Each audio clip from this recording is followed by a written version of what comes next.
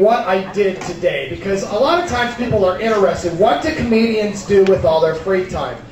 What I did today is I put on a red polo shirt, a pair of khaki pants, I went down to Target and I messed with people all afternoon.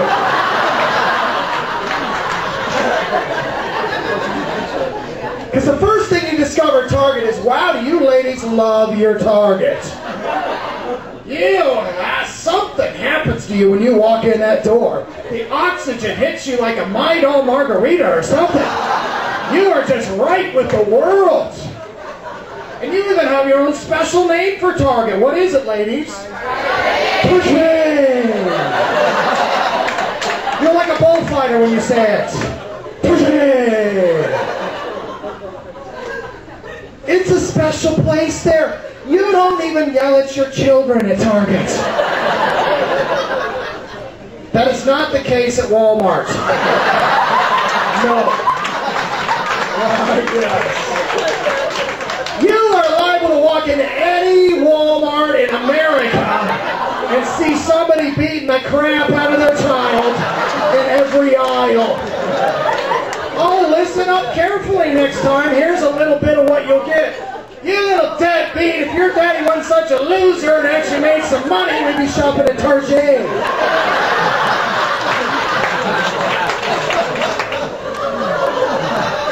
Right. You know what? I was thinking about this the other day. If I had 3 wishes, what they would be in life. Now, they couldn't be more money or more wishes. My number 1 wish would be to make sure Paris Hilton was put in a cage, not in prison, a zoo. Let me explain. I have a 4-year-old daughter. I'm not crazy about bimbos like Paris Hilton being role models for young girls. I think it's really terrible. But I can tell you, Paris is a danger to herself and the general public, but she wants to be in the public eye, so why not put her in a public place where we could all visit her and she'd be safe? A cage in a zoo. All of a sudden, the tour at the zoo would be a lot more exciting. You come up, you know, you'd hear, well, here we come up next to a Disney debutante named Paris. Paris is part of an obscure Native American tribe called the Skankaho.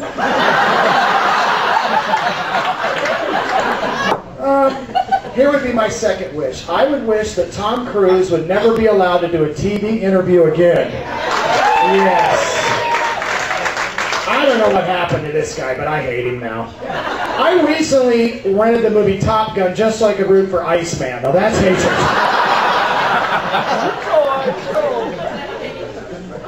Here's my ultimate wish in life. I would wish that Jared from Subway would get fat again. Who's with me by applause on this? Come on! Let's come together as a nation on this one. God, aren't you tired of this guy and his doctor wearing butt every time you turn on the TV? Hey, look at me, I lost all that weight. You know what? We've seen it for 8 years. We get the idea. But dude, you need to look in the mirror because you're still a dork. You're getting no action, order a Whopper. That's my suggestion. Because, I mean, Subway is good occasionally, but not every meal. Do you know what the Subway diet consisted of? Here's what Jared ate for a year. What did he have for breakfast? Nothing, because Subway ain't freaking open. That's why. He had for breakfast. Lunch was a 6-inch turkey sub. Dinner was a 12-inch veggie sub. If you don't believe me, Google it, Wikipedia, whatever you got to do. That's the truth. And let me tell you, that's not living life with passion in my book. I'm sorry. Not that you should be the opposite extreme, like that 500-pound jackass who sued Wendy's last year because they made him plump.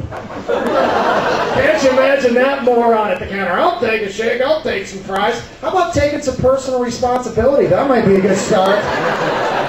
Because that appears to not be on the menu for a lot of Americans, and of course I'm not talking about anybody here tonight. I know you guys take personal responsibility because I see alcoholics throughout this room. You're not suing Miller or Budweiser? Of course not. You have a drinking problem. And those products, they happen to relieve that problem. That's good.